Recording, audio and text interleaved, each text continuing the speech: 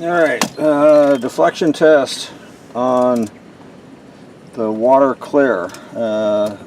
12-inch piece.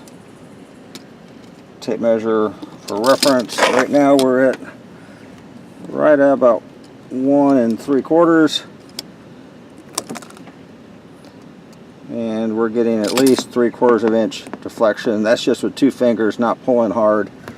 It's about 92 degrees outside.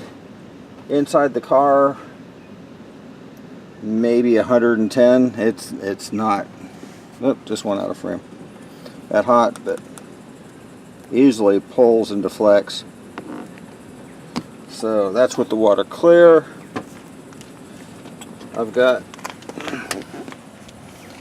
this is just the clear. Now this one's not been finished or anything, but let's see what we can do with that. I'm going to brace it against my knee and see if we can get any deflection on it. And I can't. Maybe just a tad, but barely any, and I was pulling for all I was worth.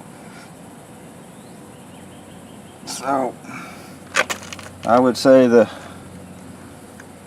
Clear definitely has a much higher temp resistance to the Water Clear.